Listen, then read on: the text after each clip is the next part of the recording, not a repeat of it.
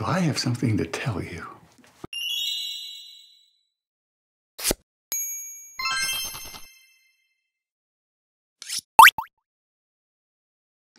넥스트 미디어의 유재석, 김주환입니다.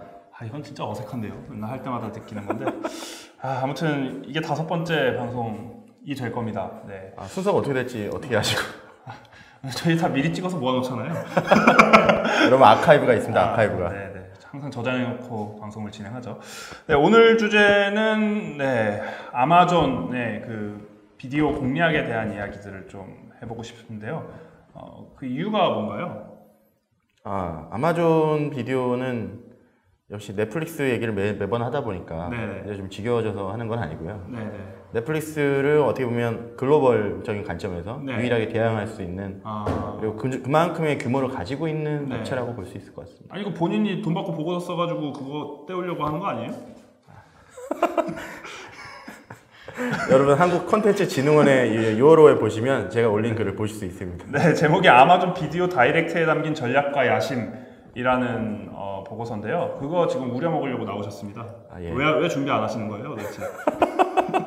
아니 이게 워낙 좋은 주제라 한 번 더 얘기하면 좋지 않을까. 굉장히 당황하시는데요. 네, 아무튼 아마존 하면은 이제 아마존.com, 그러니까 쇼핑몰이라고 얘기하죠. 그 빅데이터에 기반하여 뭐 미국 최대 이제 온오프라인을 아우르는, 그리고 뭐 2일 내 배송한다는 뭐 아마존 프라임, 뭐 그리고 이제 모든 IT 서비스의 이제 인프라라고 할 수 있는 클라우드 서비스라고 하죠. AWS라고 하죠. 아마존 웹 서비스. 이 아마존 웹 서비스가 이제 지사장을 뽑았다 그래서 한 4년 전에 한국에서 드디어 아마존.com이 한국에 진출한다, 이런 기사들이 엄청 나왔는데 이 사람들이 아마존 웹 AWS와 아마존.com을 전혀 구별을 하지 못하는. 맞습니다.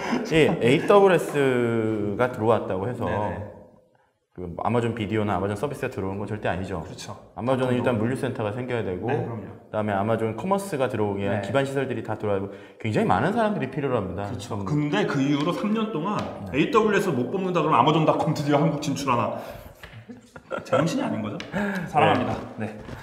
아마존 좋아해요. 네, 아마존도 좋아하고 닷컴이 한국에 진출할 거라고 저는 절대 생각하지 않지만, 아무튼 이게 굉장히 이제 국내에서는 아마존에 뭔가 언급이 되면 뭔가 조금이라도 언급, 뭐 AWS라든지 뭐 이런 게 언급만 돼도 상당히 큰 화두를 일으켰던 기억들이 있습니다. 그래서 사실 아마존 하면 눈물이 생각나야 되는데 이제는 아마존.com을 생각하게 되죠. 구글에서 쳐도 아마존 치면은 그 아마존.com이 나옵니다.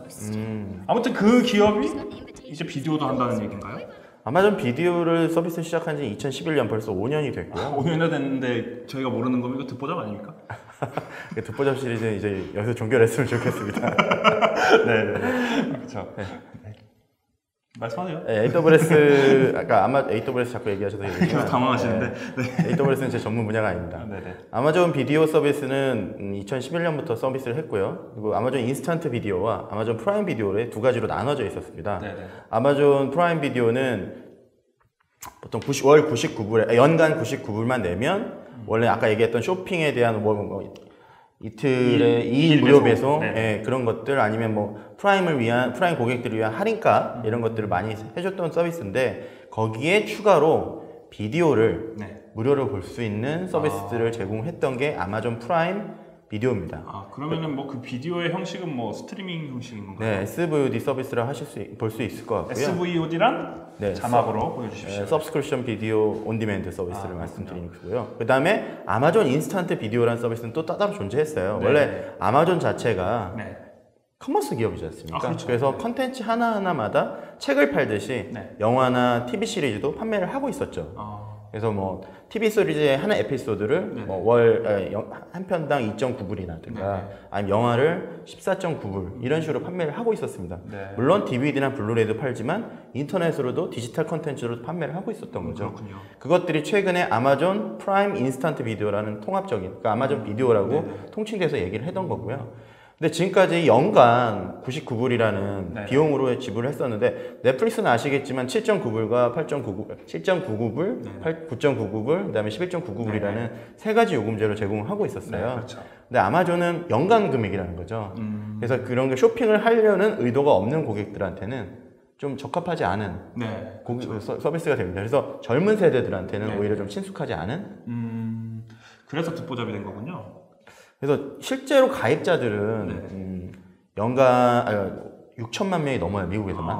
아마존 비디오 다이렉트. 아마존 프라임 가입자가 6천만 명이 넘지만 사용자들은 실제로 많지가 않아요. 비디오 사용자들은. 그렇군요. 그러면 아마존 프라임 가입자에게 그냥 비디오 서비스도 해준다는 의미로 생각합니다. 그렇죠. 근데 그것들에 대한 인지도나 이런 것들이 떨어지다 보니까 그래서 이번에 아마존이 바꾼 것들이 뭐냐면 연간으로 받던 금액을 월로도, 그러니까 비디오를만 서비스하고 싶은 고객들한테도 제공을 하겠다라고 얘기를 한 거죠. 근데 넷플릭스가 완전 초강세인 상황에서 아마존 비디오 다이렉트를 보려는 사람들이 있나요? 아마존 비디오를요? 네, 그러니까 그 비디오 다이렉트 다른 차이점도 얘기입니다. 없습니다. 네. 아마존 비디오를 보려는 사람들이 왜 있냐면 아마존도 오리지널 콘텐츠를 많이 제작을 하고 있고요. 그래요? 최근에 에미상도 받았던 트랜스페어런트라든지 모차르트 인 정글, 그리고 더맨인 하이 캐슬, 높은 성에 있는 사나이라는 드라마도 최근에 화제가 됐고, 그리고 아마존만이 독점을 하고 있는 그 오리지널 콘텐츠를 제외한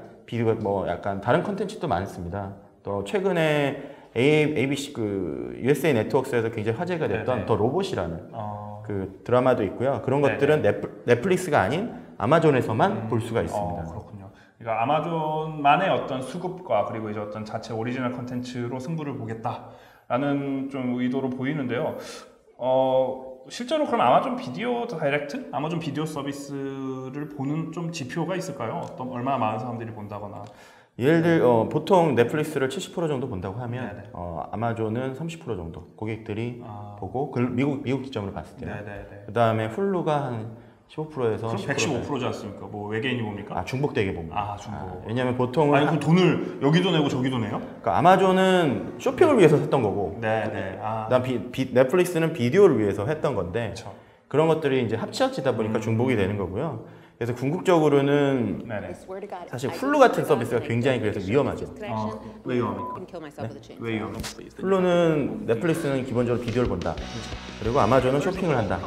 훌루는 뭐 이제 자기네들 캐치업 방송, TV 재방송을 보기 위한 방송이라서 굉장히 최근에 많은 변화를 가지고 있고요. 얘기를 그러니까 그게 왜 어려워지냐고요? 그게 왜 어려워져요? 훌루가? 인지도가 떨어집니다. 인지도가. 훌루 가입자도 꽤 많지 않습니까? 훌루 가입자 이제 1,000만 정도. 1,000만이요? 1,000만인데 위험해지는 거예요? 우리나라는 어떻게? 미국 인구가 1억 2천만입니다. 그렇군요. 그래서 아마존 비디오 다이렉트가 나온 얘기를 좀 드려보면 아마존 비디오 다이렉트 헷갈리시면 안 돼요. 온라인 비디오 유통의 혁명인데 이제 코카의 제 글을 읽어보면 자세히 아실 수 있겠지만 아마존 비디오 다이렉트라는 것은 콘텐츠를 아마존에 올리고 싶은 사람들이 직접 올릴 수 있게 해가지고 플랫폼을 만들어준 거죠. 그렇죠. 가격이나 또 뭐 광고형, 그다음에 결제형, 월정액형 모델들에서 자기가 원하는 대로 콘텐츠를 올리면 그거에 대한 매출에 따라서 고객가 수익도 주는 수익을 분할해주는, 어떻게 보면 유튜브의 B2B형 모델이라고 할 수 있는. 그렇죠. 예전에 소셜 커머스 일단 유행하던 그거의 이제 미디어 형태라고 보시면 될 것 같습니다. 그러니까 아마존이 사실은 이제 전자책이 아니죠. 아마존이 책에서 시작했잖아요. 전자책이 아니에요. 책의 배달, 뭐 아무튼 책의 유통을 시작했던 이유 중에 하나가 이제 재고 관리 측면에서 확실한 수요와 공급의 선이 명확한 아이템 중에 하나가 책이었다는 거죠. 그러니까 아마존의 목표는 이제 온라인에서 월마트를 만드는, 온라인판 월마트를 만드는 게 이제 그들의 비전이었는데, 그들이 비디오로 넘어온 거에 대해서 좀 연결고리가 좀 애매한 것 같아요. 그냥 뭐 다 헤쳐먹겠다는 거 말고는 좀 해석이 안 되는데 그 이유는 좀 뭘까요? 결국에는 지금 페이스북도 그렇고요. 트위터도 그렇고 모든 비즈니스를 하다 보니까 결국 몰리는 것들이 미디어거든요. 그렇죠. 왜 그러냐면 고객 점유율을 늘릴 수 있다는, 고객 시간을 뺏을 수 있는 거에 최고의 컨텐츠는 결국에는 비디오라는 거죠. 그들을 모아놓고 그들에게 또 다른 짓을 하겠다. 그렇죠. 아마존 비디오를 보는 동안에 다른 이 방송과 연관되어 있는 컨텐츠들을 판매하거나 이런 것들에 대한 서비스가 계속 시도가 되고 있어요. 그게 아마존 엑스레이라는 기술로 이렇게 나오는 것들인데, 그런 것들 통해서 고객의 시간을 뺏으면서 고객한테 또 다른 매출을 유도할 수 있는 창구로 사용하고 있다고 보시면 될 것 같습니다. 그렇군요. 뭐 아무튼 뭐 요새 뭐 중국에서는 티몰에서도 그런 거 이제 그 MCN 스타들 도입해가지고 이제 영상을 도입해서 사람들을 후킹하고 그 다음에 이제 커머스로 또 연결시키려는 작업들도 계속 하고 있는 것 같습니다. 아마존 같은 경우는 최근에 고객들이 관심이 있는 그 제품이나 영상 그 어떤 제품들을 가지고 실시간 동영상을 만들어서 광고로 활용할 수 있는 기술들도 최근에 테스트를 하고 있고요. 그리고 궁극적으로 이런 아마존 비디오 다이렉트라든가 5초 남았습니다. 아마존 비디오 3, 다이렉트를 가지고 2, 인도에 1. 진출할 계획이 있습니다. 다음번에 다시 찾아뵙도록 하겠습니다. 감사합니다.